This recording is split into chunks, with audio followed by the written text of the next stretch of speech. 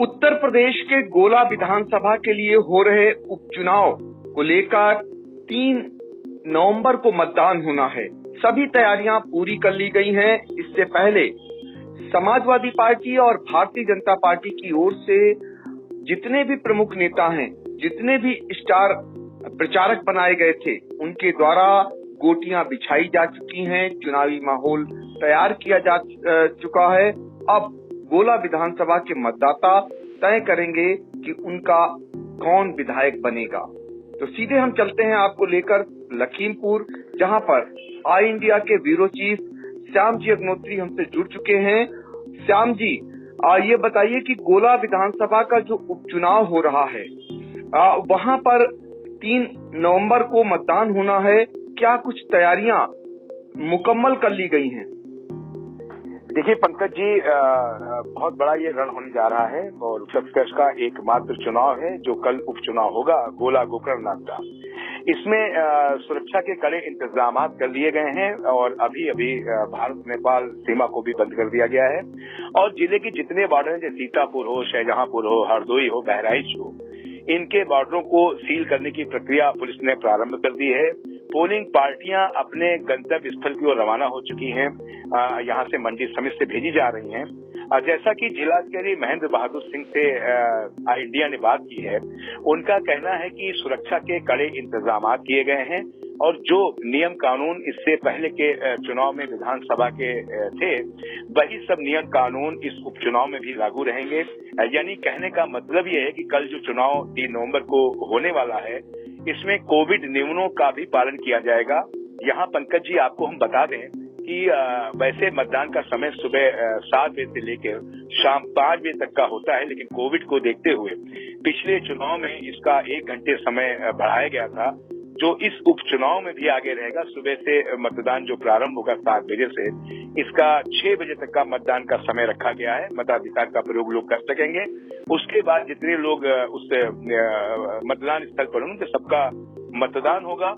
और कल जो चुनाव हो रहा है, इसमें 3,91,426 कुल मतदाता अपने मताधिकार का प्रयोग करेंगे, जिसके अंदर अगर बात की जाए पुरुष तो ये 2,08,517 है और महिलाओं की संख्या 1,87,505 है, जिसमें अन्य मतदाता 26 हैं और कुल इसकी संख्या वही बनाई गई है कि जो अभी इन्होंने घोषित किया है आज से लगभग 15 दिन पहले, उसकी अब पूरी मतदान की संख्या जो करेंगे कुल मतदाता 3,96,048 लोग, जिसमें सर्विस के मतदाता 164 हैं और पीडब्ल्यूडी मतदाताओं की संख्या को भी प्रशासन ने घोषित किया है जो 3,609 होंगे। इसका कहने का मतलब है कि अब किस जो पुलिस अधीक्षक संजीव सुमन ने बताया कि जो फोर्स लगाई जा रही है वो भी पिछले चुनाव से अधिक लगाई गई है। सर्विलांस टीमें यहाँ पे काम करेंगी और सभी पे इलेक्ट्रॉनिक वोटिंग मशीन से ही मतदान होगा और वीवीपैट जो 882 लगभग मतदान केंद्र, उनके सब पे वीवीपैट मशीनें भी रहेंगी।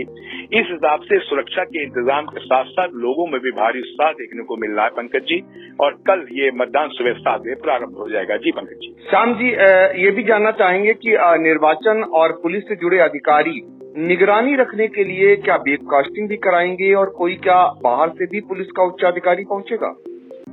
जी बिल्कुल, आपने सही किया है कि इसमें जो वेबकास्टिंग और माइक्रो ऑब्जर्वर रहे हैं और साथ साथ जो वेबकास्टिंग की बात आप कर रहे हैं, इसमें इनके जो कुछ सेंसिटिव पोलिंग बूथ हैं, लगभग इन्होंने उसकी संख्या जो बताई है 58 के लगभग, उनपे वेबकास्टिंग भी रहेगी, डायरेक्ट रहेगी। लेकिन कहने का प्रशासन का अभी जो उन्होंने आंकड़े दिए हैं उसमें उन्होंने कह दिया कि वेबकास्टिंग की हमारे पास परमिशन आई है और 222 बूथों पर वेबकास्टिंग रहेगी। इनकी पूरी संख्या उन्होंने वेबकास्टिंग दी है और साथ ही बाहर से जो इनके फोर्स हैं उसमें भी उच्च अधिकारी जैसे आईजी लक्ष्मी सिंह जी हैं, इनकी निगरानी रहेगी और उच्च अधिकारी कल जो इनकी ब्रीफिंग हुई थी पुलिस लाइन के अंदर, उसमें भी बाहर के चाहे एसएसबी के जवान हों या पैरामिलिट्री फोर्स के लोग हों, कमांडेंट हों, इनको भी एक ब्रीफिंग जिला अधिकारी, जिला निर्वाचन अधिकारी महेंद्र बहादुर सिंह और पुलिस अधीक्षक ने करी थी। और बाहर से भी अधिकारी आएंगे जो निगरानी रखेंगे, मजिस्ट्रेट रहेंगे और माइक्रो ऑब्जर्वर भी रहेंगे, सेक्टर मजिस्ट्रेट रहेंगे जिनको 29 संख्या बताई गई है, माइक्रो ऑब्जर्वर 58 रहेंगे, साथ ही इनका कहना है कि इस बार जो चुनाव है इसको हम लोग अधिकतम मतदान कराना चाह रहे हैं, जिस कारण से विकलांगों के लिए विशेष व्यवस्था की गई है और कोविड नियमों का भी पंकज जी पालन किया जाएगा। जी पंकज जी। बिल्कुल। तो इस बार कोविड नियमों के तहत 1 घंटे देर तक मतदान होगा, ये खास बात है गोला विधानसभा के उपचुनाव को लेकर। और दिव्यांग जनों के लिए अलग से व्यवस्था की गई है। साथ ही पुलिस की इस बार व्यवस्था काफी चाक चौबंद रखी गई है। श्याम जी, ये जानना चाहेंगे क्या पोलिंग पार्टियां रवाना हो चुकी हैं? बिल्कुल पंकज जी, पोलिंग पार्टियां जैसा कि अभी जो इसके हमारे जोनल मजिस्ट्रेट हैं और जो रिटर्निंग ऑफिसर हैं उनसे बात हुई है, अनुराग सिंह जी हैं, उप जिलाधिकारी रिटर्निंग ऑफिसर बनाए गए हैं, उनसे अभी हम लोग की आई इंडिया की बात हुई है। उनका कहना है कि पोलिंग पार्टियां सभी मंडी समिति से अपने गंतव्य के लिए रवाना हो गई हैं और उनको जो सूचनाएं मिल रही उस लाभ से पोलिंग पार्टियां अपने मतदेय स्थलों पर भी लगभग 80% पोलिंग पार्टियां अपने मतदेय स्थलों पर पहुंच गई हैं।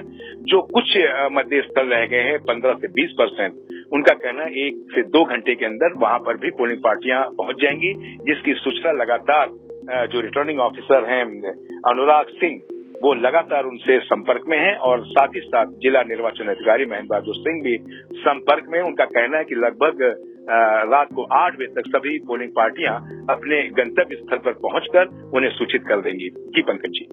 बिल्कुल। तो गोला विधानसभा का जो उपचुनाव हो रहा है, दरअसल यहाँ से विधायक रहे भाजपा के अरविंद गिरी, उनके निधन के बाद ये पद रिक्त हुआ था। भाजपा ने उनके बेटे अमन गिरी को यहाँ प्रत्याशी बनाया है और साथ ही समाजवादी पार्टी ने अपने पुराने योद्धा विनय तिवारी को यहाँ मैदान में उतारा है।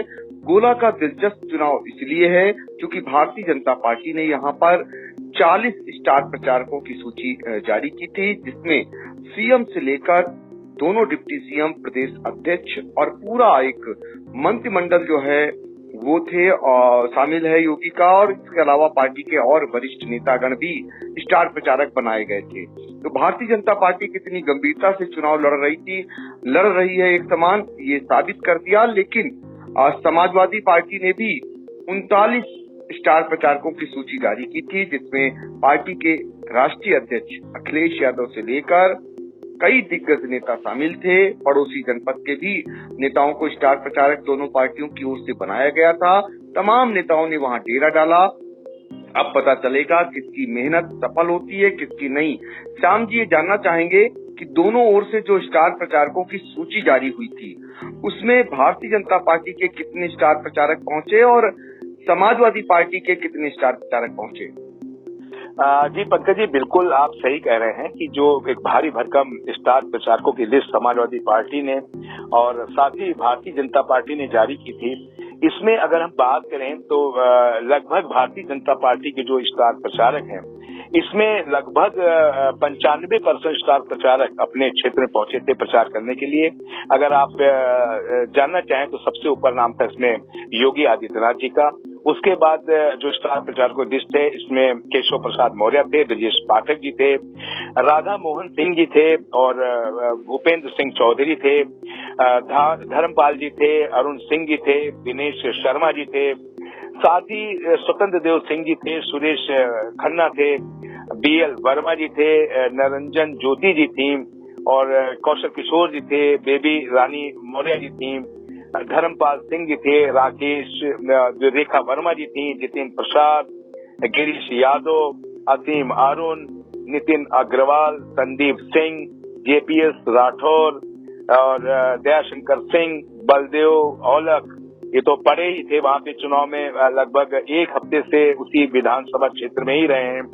राकेश राठौर, गुरु और रजनी तिवारी, साथ ही सतीश शर्मा, सुरेश राही जी, दिनेश आजाद, संतोष गंगवार, राजेश वर्मा जो आपके सांसद हैं सीतापुर के, उपेंद्र रावत, उसके अलावा जयप्रकाश रावत, प्रवीण निषाद और साथ ही अगर देखें अनूप गुप्ता जो इसके एमएलसी हैं यहाँ से लखीमपुर में, वो थे वहां पर। अमरपाल मौर्य जो भी थे, संतोष सिंह, शंकर लोधी, साथ ही शरद अवस्थी और सुनील सिंह, इनको स्टार प्रचारक बना। तो लगभग इसमें से शायद ही कोई बचा हो।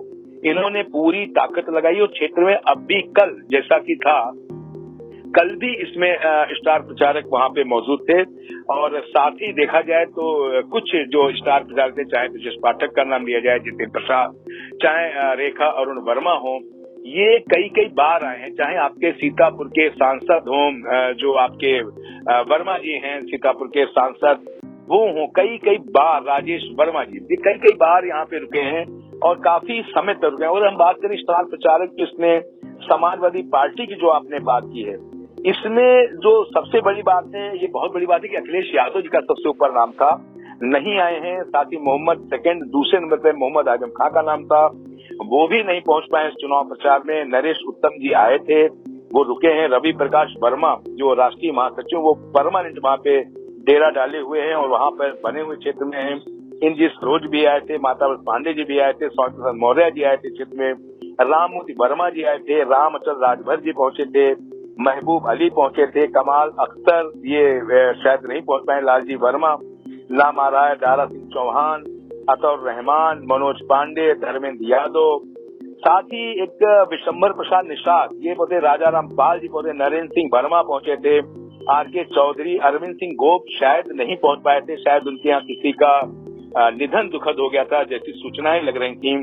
तो अरविंद गोप जी शायद आने वाले थे, लेकिन शायद उनका अंतिम समय में प्रोग्राम नहीं हो पाया, जैसा कि सूचना हमें मिल रही थी, आई इंडिया को मिल रही थी, कोई उनके यहाँ दुखद घटना हो गई थी। अनिल वर्मा जी पहुंचे थे, जयकिशन साहू थे, मोहम्मद जसमीर अंसारी पहुंचे थे, एमएलसी हैं सर सीतापुर में जो भी हैं, रामपाल राजवंशी थे, हेमराज वर्मा जी थे, राम आश्रय विश्वकर्मा, राजपाल कश्यप, श्रीमती लीलावती कुशवाहा, दयाराम प्रजापति, आनंद भदौरिया जी पहुंचे थे। और इसके साथ साथ आनंद भदौरिया के साथ साथ जो लिस्ट में नाम नहीं था, जो राष्ट्रीय प्रवक्ता थे अनुराग भदौरिया जी, वो काफी समय से वहां रुके हैं और कल भी वहीं थे, उस क्षेत्र में थे। साथ ही आपके यहाँ पूर्व विधायक थे अनूप कुमार गुप्ता, राकेश राठौर, श्रीमती जूही सिंह और मिठाई लाल भारती, कुलदीप सिंह भुल्लर, जुगल किशोर वाल्मीकि, संजय विद्यार्थी और धर्मेंद्र सोलंकी भुर्जी का के नाम था, ये भी पहुंचे थे।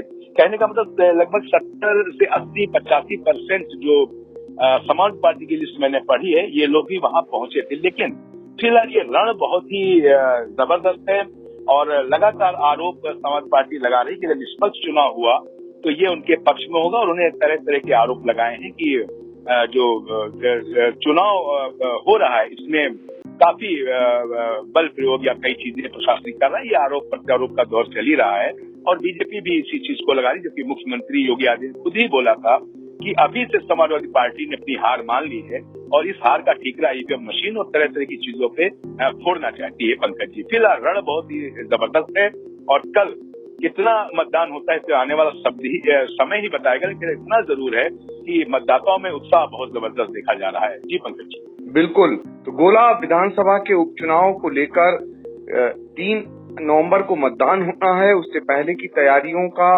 पूरी एक नजर आई इंडिया ने गड़ाए रखी और उसकी जानकारी हमारे सहयोगी दे रहे थे। और आपको बता दें कि आई इंडिया की नजर मतदान पर भी रहेगी और मतगणना की पल पल की जानकारी सबसे पहले सबसे सटीक तरीके से आई इंडिया आपको पहुंचाता रहेगा। जैसे ही 3 नवंबर को मतदान की प्रक्रिया शुरू होती है, हमारे सहयोगी श्याम जी अग्नोत्री हैं, आपको लगातार जानकारी देंगे। तो श्याम जी, आपने बहुत ही महत्वपूर्ण जानकारी दी और हम उम्मीद करेंगे कि मतदान के दिन आप वहां की पल पल की जानकारी अपने दर्शकों तक जरूर पहुंचाएंगे। आपका शुक्रिया। धन्यवाद पंकज जी, धन्यवाद।